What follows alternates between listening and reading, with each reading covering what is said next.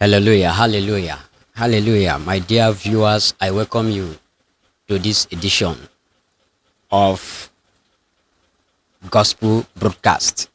This is Agapos Arinze. If you have not subscribed to my YouTube channel, I encourage you to do so. Today, we are going to look into the best way to have wealth and riches and a blessed generation. The best way to have wealth and riches and a blessed generation. There are many ways people go for riches. There are many ways people go for wealth. But there is the best way to acquire the riches that will be long lasting riches and long lasting wealth. Hallelujah. That is the kingdom way of riches, and also the best way to have a blessed generation. That is what we have come to discuss.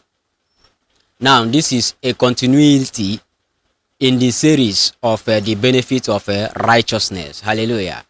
The benefits of righteousness.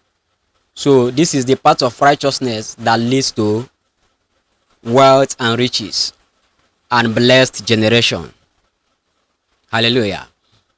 We have discussed righteousness as a condition or a situation whereby you are in right standing with God. Whereby you are in right standing with God. Whereby your sins are forgiven. Whereby you have no grudges for the people. You have love for the people. Hallelujah. That is righteousness. Then there are fruits of righteousness. There are fruits of righteousness, or seeds, or plantations of righteousness. There are things that come out of righteousness. There are things that are always coming from the righteous. Hallelujah. And these fruits or these seeds produce more fruit. Hallelujah. The fruit of the righteousness produce more abundance. Hallelujah. So that is the best way. The best way to have wealth and riches is to have the fruit of righteousness made manifest in you. Thank you, Jesus Christ. Now, let us look at scriptures to back this up so you understand the fruit of righteousness and how this righteousness and its fruit can lead you to wealth and riches, long lasting, and also to have blessed generation. Thank you, Jesus Christ. Now we are going to begin with Psalm 112. Psalm 112, and we are going to read from verse 1 to 3. Psalm 112, verse 1 to 3. And it says, "Praise ye the Lord. Blessed is the man that feareth the Lord, that delighteth greatly in his commandments." So to fear the Lord and delight greatly in his commandments is righteousness. Righteousness, that the fear of God and the delight in the commandments of God. So keeping the commandments of God, or hearing hearkening to the voice of God with delight, with joy, without complaint, without murmuring, without grudgings.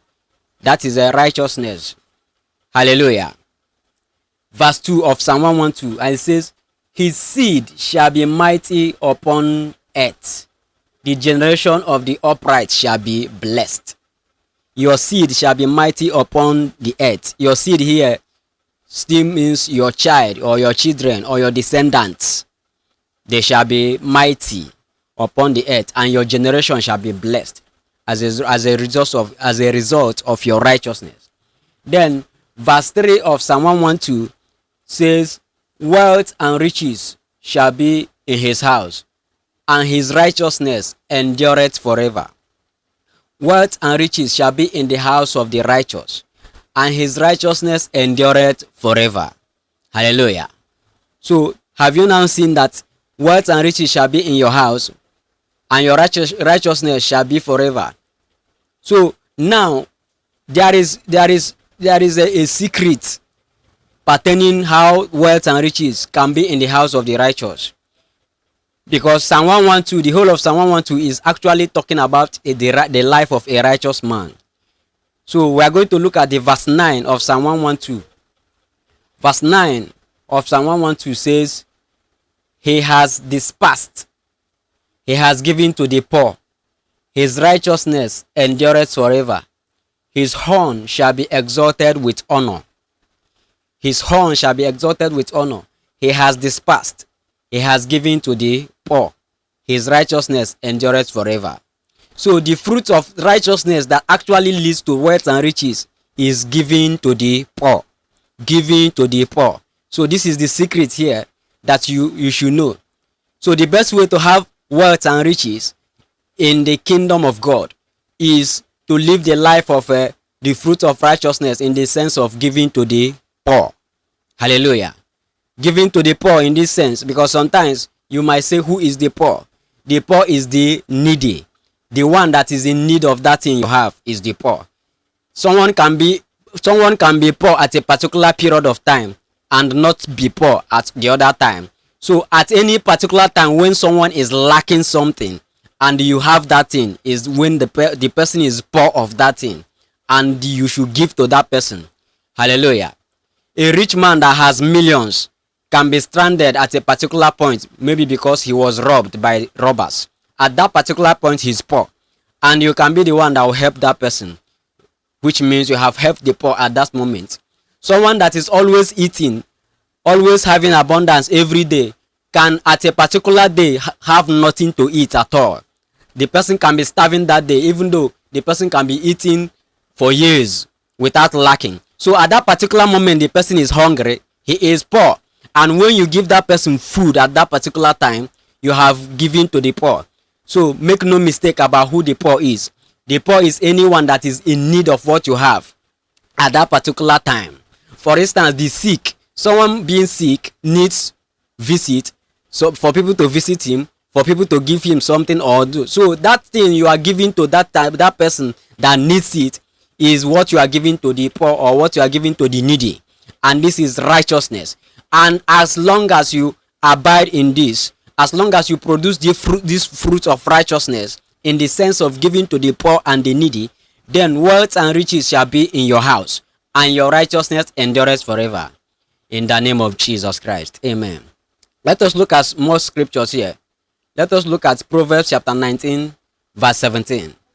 Proverbs 19:17. Proverbs 19:17. Hallelujah. Rekeba kumarista sashaka bari baba. Lebreke kumasa shikite batasishi baba. And it says, He that has pity upon the poor lendeth unto the Lord, and that which he has given will he pay him again. If you have pity upon the poor by giving to the poor, you have lended to God, and what you have given, God will pay you. So have you now seen that this is the one particular place in the scripture that shows you how to lend to God? Lending to God means that God is owing you. God is owing you. So you can boldly go to God sometime and say, God, you are owing me. And the only thing that can cause this is because you have helped the poor, or you always give to the needy. Hallelujah. That is the only thing that can qualify you to say, God, you are owing me. Hallelujah. So this is the revelation that the scripture is saying here, that when you give to the poor, you have lended to God. Hallelujah. Thank you, Jesus Christ. So imagine the situation where God is owing you. You know you will never lack anything.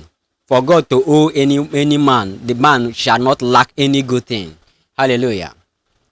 Let us look at another scripture here. Let's look at Proverbs 28 verse 27. Proverbs 28:27. Proverbs 28:27. And it says,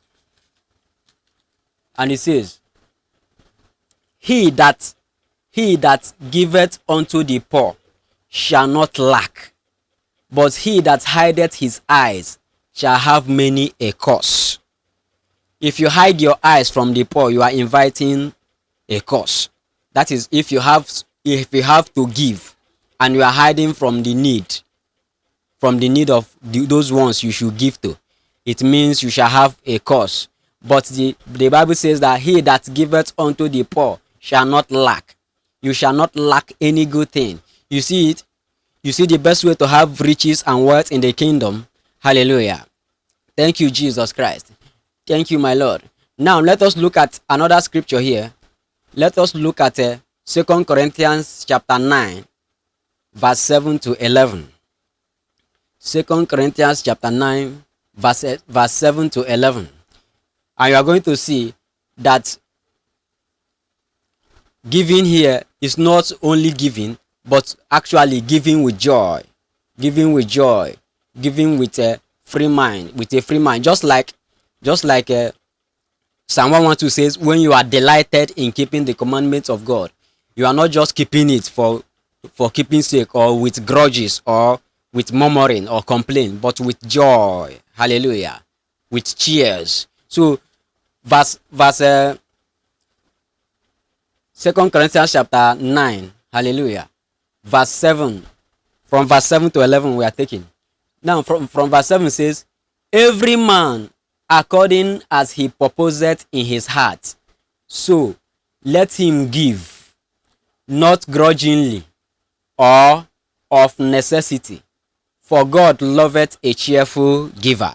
God loves a cheerful giver.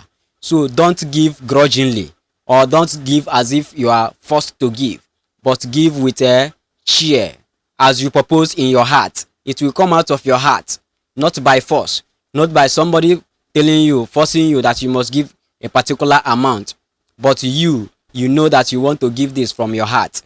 Then you are a cheerful giver. Hallelujah. Then number 8, when you have given. Now listen, from number 8 to 11, when you have given. Now see what will now happen. Number 8, verse 8 of 2 Corinthians chapter 9, from verse 8 says, and God is able to make all grace abound toward you, that ye, always having all sufficiency in all things, may abound to every good work. To summarize, this means that God is able to make everything you need come to you, that you will have enough for yourself, and you also have more to do other good works. You will have enough for yourself and have enough to give to others, or to do other things that are good, that are not actually your own thing. Hallelujah. Then verse 9 of 2 Corinthians chapter 9 says, as it is written, he has dispersed abroad, he has given to the poor, his righteousness remaineth forever. So this is the former scripture in Psalm 112 that Apostle Paul just quoted in 2 Corinthians chapter 9 verse 9. That is given to the poor. Then verse 10 says, now he that ministereth seed to the sower, both minister bread for your food, and multiply your seed sown, and increase the fruit of your righteousness. So the Lord God will minister food, bread for your food, in the sense that you will not lack what to eat.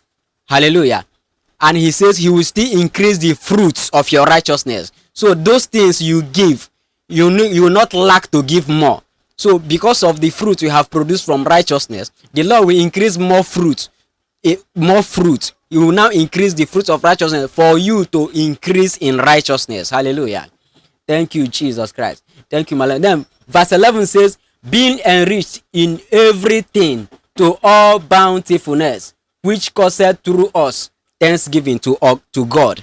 You will be enriched in everything to all bountifulness. Hallelujah. Thank you, Jesus Christ. Have you now seen what you are required to do as a believer in order to have the kingdom wealth and the kingdom riches? Hallelujah. So that is one of the things. Another benefits of righteousness we are looking into here is you should have a blessed descendants and a blessed family. Blessed descendants and blessed family. Blessed descendants, we have looked into Psalm 112, 1 to 3. And then we are looking into another scripture here, which is Psalm 128, 3 to 6. Psalm 128, 3 to 6. Hallelujah. Psalm 128 through to 6. Psalm 112 verse 1 to 3 is talking about your seed and your generation being blessed and being mighty upon the earth. Hallelujah. Then Psalm 128. Let us look at Psalm 128. Psalm 128 verse 3 to 6. Psalm 128 verse 3 to 6. Psalm 128 is also talking about he that fears the Lord and is delighted and in keeping the ways of God. Then Psalm 128 from verse 3 to 6 is saying, thy wife shall be as a fruitful vine by the sides of thy house, thy children like olive plants round about thy table. Hallelujah. Verse 4 says, behold, that thus shall the man be blessed that feareth the Lord. Then verse 5 says, the Lord shall bless thee out of Zion, and thou shalt see the good of Jerusalem all the days of your life. Hallelujah. Then verse 6 says, yea, thou shalt see thy children's children, and peace upon Israel. Hallelujah. Isn't this wonderful? This is wonderful. This is beautiful. This is great. This is great. Hallelujah. This is great that you shall have a fruitful wife. You shall have a fruitful wife and your children round about you. Hallelujah. And you shall see your children's children. And hallelujah. Verse 4 also says, okay, verse 5 says, and the Lord shall bless thee out of Zion, and thou shalt see the good of Jerusalem all the days of thy life. Now, this is the blessing that follows you. The blessing as in the blessing of God follows you all the days of your life. All the days of your life. All the days of your life. Hallelujah. All the days of your life. Now, isn't that wonderful? Is it not better to go for the blessing that will follow you all the days of your life than to go for the blessing that will last for a short time or that will make your life cut short? Now, it is wonderful. This is very, very great. Thank you, Jesus Christ. Thank you, my Lord. Another thing is inheritance. For you to be a righteous person, then you are the person that will always inherit things. You will always inherit things. Inheritance. Now let's look at the book of Psalm 37 verse 29 and verse 34. Psalms 37 verse 29 and verse 34. And Psalm 37 verse 29 says, the righteous shall inherit the land and dwell therein forever. The righteous shall inherit the land and dwell therein forever. What does this show? Most of the time, people want to own properties. People want to own this, own estate, own the other thing, and own this thing, and own the other ones. But once you don't own them through righteousness, your ownership about those things shall not last. They will never last. The only people that their ownership about estates like landed properties and houses and buildings, the only thing that their ownership over those things last are the people that acquire them in the means of righteousness. The people that acquired them in the midst of righteousness are the only people that can inherit them, because this is the law of God, that it is only the righteous that can inherit the land. When it comes to anything land or house, because house is also built upon the land, or anything owing of farms and all those things, owing of fields, it is only the righteous that can obtain the quality ownership of land. If not, if you obtain anything land or house in any way not righteousness, you will never last. As in owning those things, the ownership you have over those things, they will never last, just for a very period of time, and you will lose the ownership of those things. So it is only the righteous that inherits the land. This is the law of God. Hallelujah. And there's nothing that can be done about it. The righteous shall inherit the land. There's also a scripture that says that the meek shall inherit the earth. That is what it means, whether inherit the land or inherit the earth. That is what it means to inherit land, to have houses, to have buildings, or to live in any place. You need to be righteous to have proper ownership or proper inheritance. Hallelujah. Thank you, Jesus Christ. Thank you, my Lord. Now, let us look at also from that Psalm 37. We also look at verse 34. Verse 34 of Psalm 37 says, wait on the Lord and keep his way, and he shall exalt thee to inherit the land. Hallelujah. Wait on the Lord and keep his way, and he shall exalt thee to inherit the land. When the wicked are cut off, thou shalt see it. When the wicked are cut off, you shall see it. Wait on the Lord. Do not go the way of wickedness, because the way of the wicked shall not last. They shall soon be cut off. But the way of the righteous is to inherit the land. The way of the righteous is to inherit the land. Hallelujah. Thank you, Jesus Christ. So you should wait on the Lord. Wait on the Lord. If you are thinking of anything going to the side of wickedness to acquire anything, now this is the word of God for you now, to wait on the Lord. For those whom you are seeing acquiring things through wickedness, they shall soon be cut off. Hallelujah. It is only one that acquires through righteousness that have the long-lasting ownership and inheritance of the land, of the properties, of riches, of wealth. Thank you, Jesus Christ. Thank you, my Lord. Thank you for giving me your attention on this wonderful message from the Lord God Almighty. I pray that as long as you abide in the righteousness of God, I pray that wealth and riches shall be in your house. The Lord's blessings and favor shall fill you and fill your home and fill your family. And your family shall always be blessed. And you will be filled with the fruitfulness of God. That your children will also be the children that are blessed, and you shall be filled with long life, just as it is written that you shall see your children's children.